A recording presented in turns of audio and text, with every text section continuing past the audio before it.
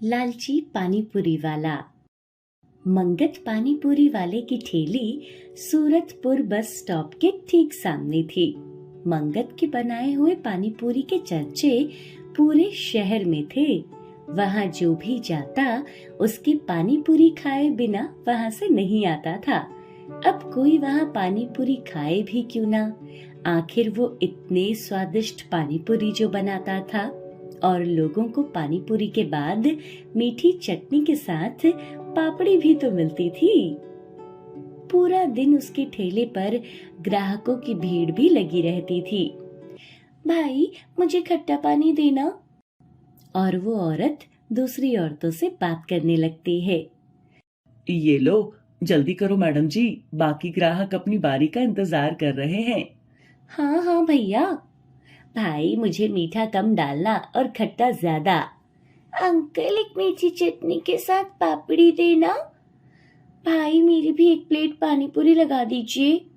ऐसे पूरा दिन मंगत की ठेली पर लोगों की भीड़ लगी रहती थी। इतनी भीड़ हो जाती है, कई बार तो मुझे लगता है एक हेल्पर मुझे रख ही लेना चाहिए, लेकिन फिर उसे सैलरी भी तो देनी पड़ेगी। भैया मेरी भी एक प्लेट पानीपुरी लगा दीजिए। हाँ हाँ, अभी देता हूँ। ऐसे ही दोपहर से शाम हो जाती है। आ गए आप, हाथ मुंह धो लीजिए, मैं खाना लगा देती हूँ। फिर वो दोनों साथ में बैठकर खाना खाते हैं। सुनो जी, आज कैसी रही फिर पानीपुरी की सेल? थोड़े गोलगप्पे तो बचे हुए हैं। मुनाफा तो अच्छा हुआ है, लेकिन दुकान पर इतनी भीड़ हो जाती है, ऊपर से पानी भी जल्दी खत्म हो जाता है। दोबारा बनाने में बहुत समय लग जाता है। कुछ लोग तो भीड़ की वजह से पानीपुरी खाए बिना ही लौट जाते हैं। मैं क्या सोच रहा हूँ, क्यों ना एक हेल्पर रख लूं। 2 लोग होंगे तो हम ज्यादा लोगों को पानीपुरी खिला पाएंगे। अरे उससे तो फिर अलग से सैलरी देनी पड़ेगी ना, तो मुनाफा कैसे होगा? मैं तो कहती हूँ जो तुम लोगों को ये बाद में मीठी पापड़ी और एक्स्ट्रा पानी देते हो ना, वो बंद कर दो। जितनी देर उन्हें एक्स्ट्रा पानी और मीठी पापड़ी देने में लगाते हो ना, उतनी देर में तो तुम और लोगों को पानी पूरी खिला सकते हो। बिल्कुल सही कह रही हो तुम। क्या दिमाग पाया है शीला तुमने। मैं कल से ही एक्स्ट्रा चीजें देना बंद कर दूंगा। इससे हमें भी लाभ होगा और मेरा समय भी बच जाएगा। ऐसा करता हूँ, कल से एक्स्ट्रा पानी भी नहीं दिया करूंगा। बोल दूंगा एक्स्ट्रा पानी चाहिए तो 5 रुपए और लगेंगे। और क्या, जिसे और पानी पीना है वो और पैसे दे दे। अगले दिन मंगत की ठेली पर लोगों का आना शुरू हो जाता है। अंकल थोड़ा खट्टा पानी देना। अलग से पानी नहीं मिलेगा, अगर पानी चाहिए तो 5 रुपए और देने पड़ेंगे। अरे ये क्या बात हुई, पानी तो सब जगह मिलता है। जहाँ फ्री मिलता है वहीं जाकर खाओ। हाँ हाँ, आज के बाद आने भी नहीं वाली यहाँ पर, लालची कहीं का। और वो लड़की गुस्से से वहाँ से चली जाती है। मंगत मन ही मन हंसते हुए इसे लालची नहीं बुद्धिमान कहते हैं। कुछ देर बाद, वाह क्या तीखा बनाते हो भाई, मजा ही आ गया। अब एक मीठी पापड़ी दे दो। फ्री की पापड़ी नहीं मिलेगी और ना ही एक्स्ट्रा पानी मिलता है यहाँ। अगर खाना ही है तो 5 रुपए और एक्स्ट्रा लगेंगे। अरे भाई ये क्या लूट मचाई है तुमने। तुम सही हो, ये सब तो देते हैं और तुम भी तो पहले देते थे, अब क्या हो गया? लूट नहीं है, फ्री का नहीं बनता ये सामान, पैसे लगते हैं। और पहले देता था, अब नहीं देता। अब जो भी मंगत से कुछ एक्स्ट्रा मांगता तो मंगत उस पे गुस्सा हो जाता और उन्हें कुछ भी बोल देता था। ऐसे कुछ लोग तो एक्स्ट्रा 5 रुपए देकर पानी पी लेते हैं और कुछ लोग अलग से पानी पूरी का पानी ही नहीं मांगते थे। मंगत के बदले व्यवहार से लोगों ने वहाँ आना ही बंद कर दिया। पहले लोग उसकी पानीपुरी की चर्चा करते थे और अब उसके बदले हुए रूप की। अब धीरे धीरे करके वहाँ लोगों का आना बंद हो जाता है, जिसकी वजह से उसका काम भी कम हो जाता है। कुछ ही दिनों में मंगत के सामने एक और ठेली वाला खड़ा होने लगता है, जो लोगों को पानीपुरी के बाद एक्स्ट्रा पानी भी पिलाता और किसी को मीठी पापड़ी चाहिए तो वो भी देता था। अरे बहन चलना, वहाँ पानीपुरी खाते हैं। अरे वहां पे नहीं, इसने तो बहुत लूट मचाई हुई है। पानी पूरी खाने के बाद एक्स्ट्रा पानी तक नहीं देता। अगर मांगो तो गुस्सा होकर पैसे देने को बोलता है, लालची कहीं का। चल हम वो सामने वाली ठेली पर खाते हैं। अब सब लोग उस नई किशन की ठेली से ही पानी पूरी खरीदना शुरू हो जाते हैं। भैया थोड़ा और पानी देना। हाँ हाँ मैडम जी, लीजिए ना, जितना चाहे पानी लीजिए। भैया एक मीठी पापड़ी भी दे दीजिए। ये लो मैडम जी आपकी मीठी पापड़ी। 2 प्लेट पानी पूरी लगाना भैया। जी अभी लगा देता हूँ, 2 प्लेट आपकी पानी पूरी। ये सब मंगत सामने से देख रहा था। इस किशन के ठेले पर कितनी भीड़ लगी है। कभी ये भीड़ मेरे ठेले पर हुआ करती थी। ये लोग भी कितने मतलबी होते हैं। जब तक इनको फ्री में देता था तब तक मेरी पानी पूरी ही बेस्ट थी। जब फ्री का देना बंद किया तो इस किशन के पास चले गए। हे भगवान, अब मेरा काम चलना ही बंद हो गया है। अब मैं अपने परिवार को क्या खिलाऊंगा। शाम को जब मंगत घर पहुंचता है, अरे ये क्या, आज तो आप सारे के सारे पानी पूरी ऐसे ही घर पर ले आए हो। ऐसे ही लाने थे तो क्या करूं। जब से लोगों को एक्स्ट्रा पानी देना बंद किया है, लोग मुझसे पानी पूरी ही नहीं लेते। ऊपर से उस किशन ने मेरे सामने ही अपना पानी पूरी का ठेला लगा लिया है। अब लोग उसी की ठेली से पानी पूरी खाते हैं और वो किशन जानबूझकर लोगों को पूछता है, और पानी दूं क्या। तो आप अब फिर से पहले की तरह पानी देना और पापड़ी देना शुरू कर दो। अगर मैं लोगों को फिर से एक्स्ट्रा पानी और पापड़ी देना शुरू कर दूं तो क्या सब कुछ पहले जैसा हो जाएगा। तुम्हारी सलाह मानकर तो मैंने अपना काम ही बंद करवा लिया। इससे अच्छा होता कि मैं एक हेल्पर ही रख लेता। लेकिन मंगत ने ये समझने में बहुत देर कर दी थी, क्योंकि उसके साथ में ही लगने वाली ठेली पर किशन स्वादिष्ट पानी पूरी बनाता था और लोगों से प्यार से बात भी करता था। पालमपुर गांव में एक गरीब व्यक्ति जिसका नाम राजू था। राजू पैसे कमाने के लिए एक गोदाम में बोरी रखने का काम करता था, जिसके उसे 500 रुपए मिला करते थे। पर इस 500 रुपए से राजू का घर अच्छे ढंग से नहीं चल पाता था, जिसके कारण उसकी पत्नी राजू पर हमेशा गुस्सा करती थी। राजू भी मजबूर था, क्योंकि उसे इस काम के अलावा और कोई काम नहीं आता था, जिसकी वजह से वो राजू हर दिन गोदाम में बोरे उठाने का काम करता था। एक दिन इसी तरह राजू अपनी पत्नी मीना से कहता है, अरे मीना, तू इतना गुस्सा क्यों करती है। हम दोनों मिलकर ये 500 रुपए में ही गुजारा कर लेंगे। अगर भगवान की कृपा होगी तो हमें भी एक अच्छा सा काम मिल जाएगा। तुम ज्यादा परेशान मत हो। क्या करूं जी, तुम ही बताओ। ये 500 रुपए में आजकल होता ही क्या है। ऊपर से आजकल की महंगाई भी जान ही ले रही है। ठीक है मीना, मैं सेठ जी से अपने पैसे बढ़ाने की बात करता हूँ। कोशिश करता हूँ कि सेठ मेरी बात को समझे। इतना कहकर राजू अपने काम पर चला जाता है, जहां राजू सेठ से अपने पैसे बढ़ाने की बात कहता है। सेठ जी, मुझे आपसे कुछ कहना है। हाँ हाँ कहो ना, कहो कहो। सेठ जी, क्या आप मेरे पैसे बढ़ा सकते हो। ये 500 रुपए में मेरा घर अच्छे से नहीं चल पा रहा। आपको तो पता ही होगा कि महंगाई कितनी बढ़ चुकी है। देख, अगर तुझे यहाँ काम करना है तो कर, लेकिन मैं अब पैसे नहीं बढ़ा सकता। ठीक है सेठ जी, कोई बात नहीं। बेचारा राजू उदास होकर अपने घर की ओर चल देता है, जहाँ उसकी पत्नी राजू से कहती है, क्या कहा सेठ ने, पैसे बढ़ाए या नहीं। मीना, तुम समझने की कोशिश करो। जब तक मुझे कोई अच्छा काम नहीं मिल जाता तब तक मुझे यही काम करना होगा। हे भगवान, आखिर हम ऐसे गरीबी में कब तक रहेंगे। ये 500 रुपए में क्या होगा आखिर। कुछ तो रहम करो हम पर। बस कर मीना, भगवान हमारी भी सुनेगा। बस हमें दिल से मेहनत करनी है, और क्या।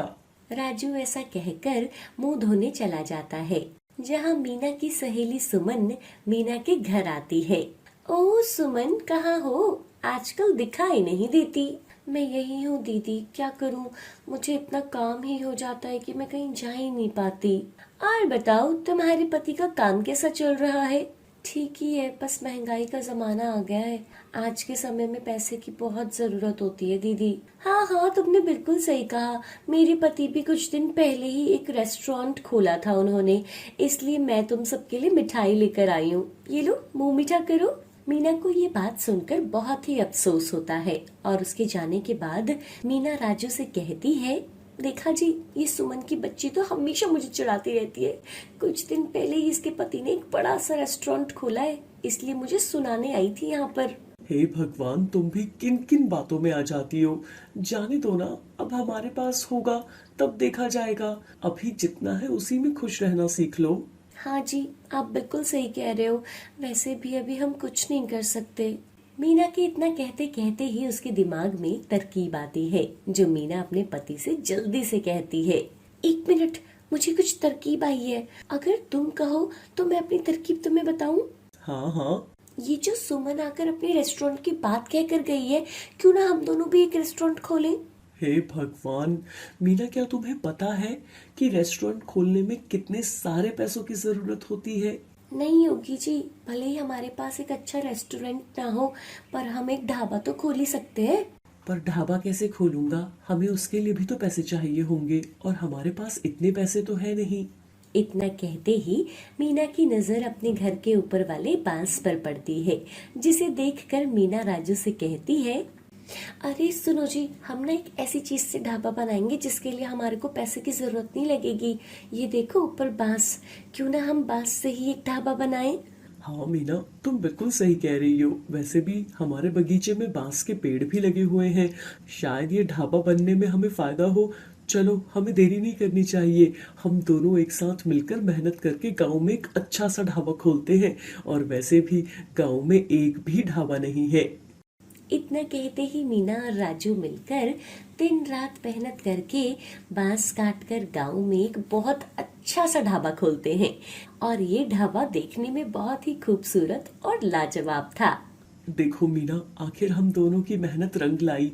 बस ये ढाबा हमारा अच्छे से चलने लगे, तब हमें कोई कमी नहीं होगी। और जो भी हमारे पास पैसे हैं, उस ढाबे में हम उससे सामान खरीद लेते हैं। हाँ हाँ, तुम बिल्कुल सही कह रहे हो। कल से ही हम दोनों इस ढाबे में ना खाना बनाना शुरू कर देंगे। सुबह होते ही देखते बांस के बने ढाबे की गांव में चर्चा होने लगती है। लोग चौंक जाते हैं। अरे ये क्या, बांस का ढाबा किसने खोला? बहुत ही अच्छा है, चलो चलो देख कर आता हूँ। हाँ, तुम बिल्कुल सही कह रहे हो, चलो चलो।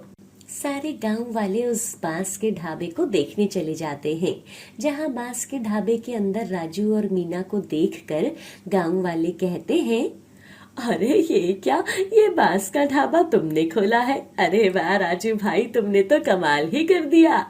हाँ, ये ढाबा हम दोनों ने खोला है। क्या करूं भाई, जहाँ मैं काम करता था वहाँ मुझे सिर्फ 500 रुपए ही मिलते थे और इस 500 रुपए में हमारा गुजारा नहीं चलता था। तो हमने सोचा कि गांव में एक ढाबा ही खोल दें। अरे वाह भाई, तुमने ये बहुत अच्छा काम किया। बस अब से तो मैं तुम्हारे ही ढाबे पर खाना खाने आऊंगा, क्योंकि वैसे भी हमारी बीवी से भक्षक होती रहती है। और सारे गांव वाले ये बात सुनकर हंसने लगते हैं। इस तरह राजू और मीना मिलकर दोनों एक साथ ढाबे में खाना बनाकर बेचा करने लगे। और मीना के हाथों में तो जादू था। मीना बहुत अच्छा खाना बनाती थी, जिसके कारण राजू के ढाबे में गांव की भीड़ लगी रहती थी। अरे मीना बहन, जरा अपने हाथों का स्वादिष्ट खाना तो खिला दे। मैं खासकर तेरे हाथों से बना खाना खाने के लिए ही आई हूँ। हाँ हाँ बहन, जरा बैठो, मैं अभी बनाकर तुम्हें खिलाती हूँ। इस तरह देखते ही देखते हर दिन राजू और मीना के बांस के ढाबे में हमेशा भीड़ लगी रहती थी, जिसके कारण राजू और मीना के पास पैसे आने लगे थे, जिसे देखकर वो दोनों बहुत खुश थे। मीना, आखिर हम दोनों की मेहनत रंग लाई। देखो तो जरा, हमारे ढाबे में कितने लोगों की भीड़ है। हाँ, तुमने बिल्कुल सही कहा। मुझे भी बहुत खुशी हो रही है। अब हमारे पास तो इतने सारे पैसे भी आने लगे हैं। मीना और राजू दोनों बहुत खुश थे। अब हर दिन मीना और राजू दोनों ढाबे में मेहनत करके अपना काम किया करने लगे। राजू सारे लोगों को आवाज देकर अपने ढाबे में बुलाया करता था। आइए आइए, हमारे इस बांस के ढाबे में स्वादिष्ट स्वादिष्ट खाना खाइए। अरे राजू भाई, मुझे भी खाना खिला दो। आज मैं बहुत थक चुका हूँ, सुबह से घर भी नहीं गया। आज मैं तुम्हारे ही ढाबे में खाना खा लेता हूँ। सुना है तुम्हारी पत्नी बहुत अच्छा खाना बनाती है। हाँ हाँ भाई, यहाँ बैठो, मैं अभी तुम्हारे लिए खाना लेकर आता हूँ। गांव के लोग खाना खाते हुए राजू से कहते हैं, अरे वाह राजू, एक तो तुम्हारा इतना अच्छा बांस का ढाबा, ऊपर से यहाँ बैठकर स्वादिष्ट स्वादिष्ट खाना खाने में तो मजा ही आ जाता है। ऐसा आनंद और कहाँ मिल सकता है। आज तो मैं खाना खाकर बहुत खुश हो गया। इस तरह देखते ही देखते राजू और मीना की जिंदगी बदल जाती है और दोनों अमीर बन जाते हैं। राजू मीना की जिंदगी ऐसे बदलती है कि लोग देखते ही रह जाते हैं। अब दोनों की जिंदगी में कोई भी गरीबी नहीं थी। इस तरह दोनों खुशी खुशी साथ रहने लगे और अपना बिजनेस आगे बढ़ाने लगे। हाय एवरीवन, आपको ये स्टोरी कैसी लगी हमें कमेंट करके बताना ना भूलें। और अगर आप हमारे चैनल पर नए हैं तो हमारे चैनल को अभी सब्सक्राइब कर लीजिए। शांति और अशोक नागपुर गांव में रहते थे। अशोक की गांव में बहुत जमीन थी और उसने बहुत सारी भैंसें भी रखी हुई थी, जिसका दूध वो पूरे गांव में बेचता था। अशोक का एक बेटा था जिसे उसने पढ़ने के लिए शहर भेजा हुआ था। एक दिन शाम का समय था। शांति घर का काम कर रही थी, तभी डोर की बेल बजती है। आज तो बड़ी जल्दी आ गए, दूध देकर इतनी जल्दी। अरे, ये तो अभी कुछ देर पहले ही गए थे। डोर बेल लगातार बज रही थी। अरे हाँ हाँ, आ रही हूँ। शांति दरवाजा खोलती है तो सामने शांति का बेटा गौरव और दुल्हन के कपड़े पहने हुए एक लड़की खड़ी थी। अरे बेटा, तुम, और ये कौन है? माँ, ये शीतल है, मेरे साथ कॉलेज में पढ़ती थी। हम दोनों ने शादी कर ली है। नमस्ते आंटी। अरे माँ के पैर तो छुओ। शीतल गौरव की बात पर ध्यान नहीं देती और अपना बैग लेकर सीधा घर के अंदर चली जाती है। वाओ, कितना ब्यूटीफुल हाउस है तुम्हारा तो। माँ, पिताजी कहाँ हैं? बेटा, तेरे पिताजी दूध डालने गए हैं, आते ही होंगे बेटा। सुन, तूने शादी कर ली, हमें बताया भी नहीं। तेरे पिताजी बहुत गुस्सा करेंगे। अरे माँ, अब बता तो दिया, इसे आपसे मिलाने ही तो लाया हूँ। तभी वहां शीतल आती है। आंटी जी, बहुत भूख लगी है, प्लीज कुछ खाने के लिए बना दो ना। बेटा, तुम लोग इतनी दूर से आए हो, भूख तो लगी होगी। मैं जल्दी से खाना बनाती हूँ, तुम लोग जाओ, नहा धोकर फ्रेश हो जाओ। शांति खाना बनाती है और कुछ देर के बाद गौरव के पिता अशोक भी घर आ जाते हैं। शांति अशोक को बताती है कि गौरव ने शादी कर ली है और वो बहू को लेकर घर आया है। क्या शादी कर ली? अरे ऐसे कैसे कर ली? इसका दिमाग खराब हो गया है क्या? और इसे शहर में पढ़ने भेजा था मैंने, या ये सब करने? अरे आप धीरे बोलिए, बहू सुनेगी तो आपके बारे में क्या सोचेगी? अरे क्या सोचेगी, इसने शादी कर ली और हमें बताया तक नहीं। गौरव अपने पिता की आवाज सुनता है। शीतल और गौरव अपने कमरे से बाहर आते हैं और अपने पिताजी से मिलते हैं। नई बहू घर आई थी, इसलिए अशोक कुछ नहीं बोलता और वो सब लोग मिलकर खाना खाते हैं। 2 दिन के बाद नई बहू से मिलने कुछ मेहमान आने वाले थे। बहू, चल किचन में कुछ अच्छा सा बना ले, वो तेरी बुआ जी और मौसी जी मिलने आ रही हैं बेटा। सॉरी आंटी जी, मैं किचन में काम नहीं करूंगी, नहीं तो मेरे नेल्स खराब हो जाएंगे। शांति देखती है तो शीतल ने बड़े बड़े नेल्स रखे हुए थे। ये सब अशोक भी सुन रहा था। अच्छा बेटा, चल कोई बात नहीं, मैं कर लूंगी। शांति अकेले ही घर का सारा काम करती है और मेहमानों के लिए अच्छा सा खाना बनाती है। शाम को सब मेहमान आते हैं। शांति नई बहू को सबसे मिलवाती है। शीतल बेटा, जाओ सबके लिए चाय ले आओ। चाय? और मैं? सॉरी आंटी जी, वो क्या है ना, मैंने डिजाइनर साड़ी पहनी है, अगर चाय की एक बूंद भी गिर गई ना तो मेरी साड़ी खराब हो जाएगी। अरे माँ, आप भी ना कहाँ अपनी मॉडल बहू से चाय मंगवा रही हो? अरे इसकी हील्स तो देखो जरा, कितनी बड़ी पहनी है। चाय बन गई तो यहाँ तक नहीं पहुंचेगी, रास्ते में ही गिर जाएगी। अशोक को नई बहू की ये सब हरकतें बिल्कुल पसंद नहीं आ रही थी, लेकिन वो रिश्तेदारों के सामने कुछ नहीं बोलता। रात को सब खाना खाते हैं और अपने कमरे में सो जाते हैं। ऐसे ही कुछ दिन बीत गए। अशोक और शांति भी अपने कमरे में लेटे हुए थे। अरे क्या अक्ल है इसकी, इसको बड़ों की इज्जत करना बिल्कुल नहीं आता है क्या? अरे इसको दिखाई नहीं दे रहा कि तुम सुबह से काम में लगी हो? एक भी काम में तुम्हारी मदद नहीं कर सकती है क्या ये? अजी नए घर से आई है, धीरे धीरे सब सीख जाएगी। अरे कैसे सीखेंगे, अपने कमरे में बैठकर, वो भी उससे तुम्हारे पास तो आना चाहिए। 1 महीना होने वाला है इसे यहाँ आए हुए, और एक दिन भी पानी तक का ग्लास नहीं धोया होगा इसने। जी आजकल की पढ़ी लिखी बहू है, खुद ही समझ जाएगी। तुमसे कुछ नहीं होगा, इन्हें तो मैं बताता हूँ कि ये पैसा ऐशो आराम ऐसे ही नहीं मिल जाता, मेहनत करनी पड़ती है, मेहनत। अगली सुबह, शीतल बहू जाओ, आज तुम सुबह की चाय बनाओ। अगर कुछ नहीं पता चले तो अपनी मम्मी जी से पूछ लेना। वैसे भी अब वो बूढ़ी हो गई है, दिन भर अकेले काम में लगी रहती है। आज तुम अपने हाथों से चाय बनाकर पिलाओ। हाँ पापा जी, मुझे चाय बनानी नहीं आती है, और हाँ मुझे ना किचन में काम करना बिल्कुल पसंद नहीं है। वो मेरे घर में क्या है ना, काम वाली थी, काम करने के लिए। एक काम करते हैं ना, हम यहाँ भी काम वाली रख लेते हैं। लेकिन बेटा तुम्हें भी तो काम करना सीखना चाहिए ना। शीतल बिना कुछ बोले अपने कमरे में चली जाती है, जहाँ गौरव अभी तक सो रहा था। अरे क्या हुआ, तुम क्यों रो रही हो सुबह सुबह? तुम्हारे पापा जी ना मुझे घर की नौकरानी बनाना चाहते हैं। तुम्हें पता है, उन्होंने मुझे चाय बनाने को बोला। अरे चाय बनाने से कोई घर का नौकर बन जाता है क्या? माँ भी तो घर में काम कब से कर रही है।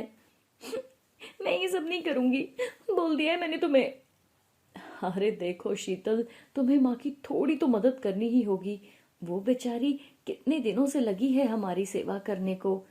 और हाँ, पिताजी को अगर गुस्सा आ गया ना तो उन्हें समझाना बहुत मुश्किल हो जाएगा, फिर वो किसी की नहीं सुनते।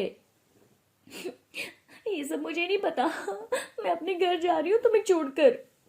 अरे अरे अरे, तुम ये कैसी बातें कर रही हो? ऐसे नहीं बोलते, हमें अब साथ रहना है। चलो आज हमें बाहर घूमने जाना है। कुछ देर के बाद दोनों घूमने चले जाते हैं और शाम को वापस आते हैं। गौरव, गाड़ी की चाबी इधर दो। क्या हुआ पिताजी? और तुम दोनों के बिस्तर आज तबेले में लगा दिए हैं।